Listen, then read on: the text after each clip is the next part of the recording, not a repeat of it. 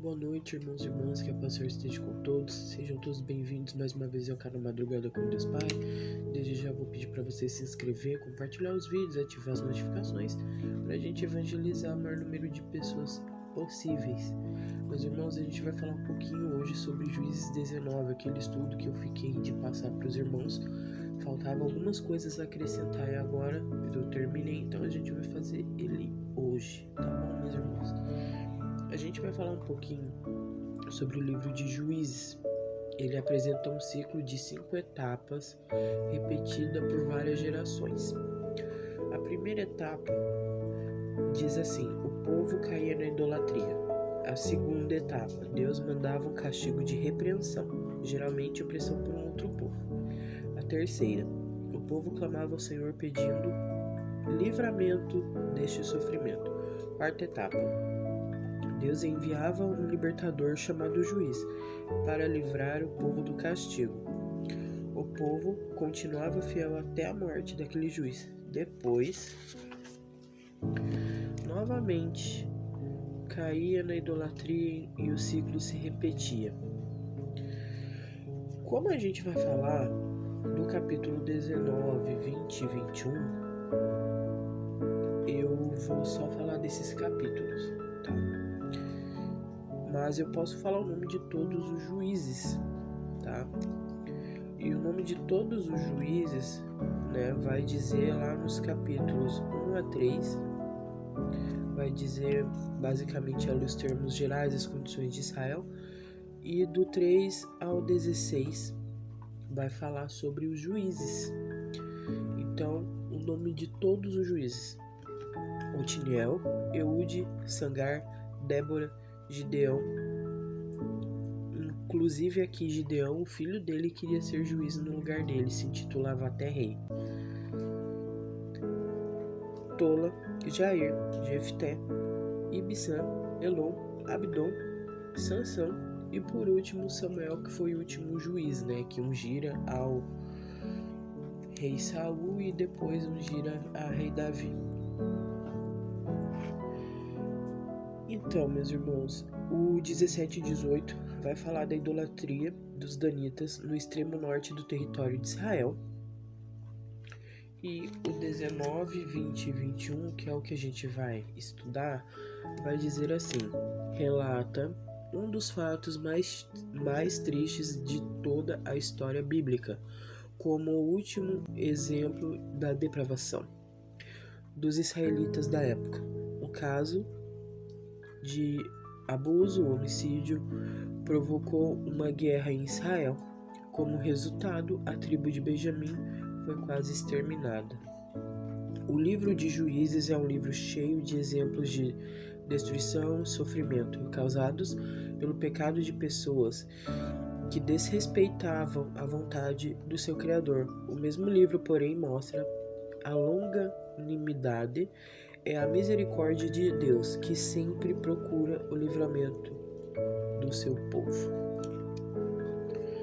Agora, meus irmãos, a gente vai falar lá Juízes capítulo 19, tá bom? A gente vai ler um pouquinho. Pegue sua Bíblia, Juízes capítulo 19, e o começo do livro já vai dizer assim: aconteceu também naqueles dias em que não havia rei em Israel, que houve um homem levita que, peregrinando aos lados da montanha de Efraim, tomou para si uma concubina de Belém de Judá. Porém, sua concubina adulterou contra ele, e deixando, foi para a casa de seu pai, em Belém de Judá, e esteve ali alguns dias, a saber, 4 meses. E seu marido se levantou e foi atrás dela, para falar-lhe ao coração e para tornar a trazê-la. E seu moço e um par de jumentos iam com ele. Ela o levou à casa de seu pai, o qual, ao vê-lo, se alegrou por encontrar-se com ele. O texto já começa dizendo que não tinha rei em Israel. E já diz também que o levita tinha uma concubina. O texto ele já começa né, as coisas já começam erradas por aqui, pelo fato de não ter uma liderança em Israel. E o levita, ele não poderia ter uma concubina. Ele teria que se casar pela lei. Ele teria que se casar com uma moça pura. A moça não podia ser viúva, não podia ser divorciada, nada. Tinha que ser uma moça pura. E ele teria que casar com essa moça. Mas aqui, ele pegou uma moça e fez de concubina dele. A concubina não é muitas das vezes o que a gente fala por aí. A concubina nada mais é que uma moça que muitas das vezes é feita prisioneira de guerra. Quando tem alguma guerra, eles pegam as moças para si, né? Antigamente eles faziam isso. E também uma família que vivia de uma forma mais precária. Ia lá um rapaz que tinha um poder aquisitivo maior, falava com a família, a moça muitas das vezes era vendida. E esse moço tinha todo o direito, né, como marido sobre essa mulher. A mulher, ela limpava a casa, ela cozinhava e ela fazia o que deveria fazer, né, em uma relação de marido e mulher. Mas não era esposa, era concubina. E ela foi embora. Diz o texto aqui que ela foi embora. Não diz o motivo. Diz somente assim: porém, a concubina adulterou contra ele. Adulterar, a gente entende como traição, né, meus irmãos? Eu até havia colocado aqui o significado. Mas ela podia, uma forma que ele tratou ela mal, né? Ela o traiu, né? Ela não foi leal com ele, mas isso não significava que ela precisava se deitar com outro homem. Ela simplesmente foi embora, então ela não foi fiel, ela o traiu pelo fato de ir embora e não avisar. Ela simplesmente foi embora. O texto não diz o porquê ela foi embora, mas mais pra frente a gente vai ter uma ideia de talvez um motivo. Então esse levita, ele vai lá e vai atrás dela e tudo mais. E por algumas vezes ele vai querer ir embora, né? Vai ser algumas vezes o pai dela ele vai falar que vai embora e o pai dela vai falar não. Ele vai falar que vai embora e o pai dela vai falar que não, né? Vai falar para ele comer, alegrar o coração, que significava tomar o vinho e descansar e depois ir.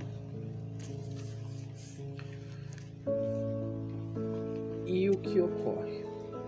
O pai dela vai alertar aqui no texto para eles irem embora pela manhã, né?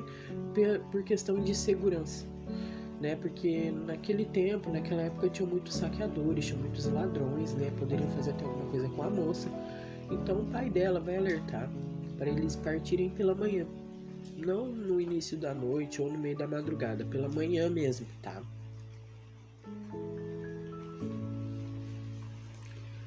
Aí, ó, no verso 10, no 9 o pai dela já vai dizer para não ir embora, né?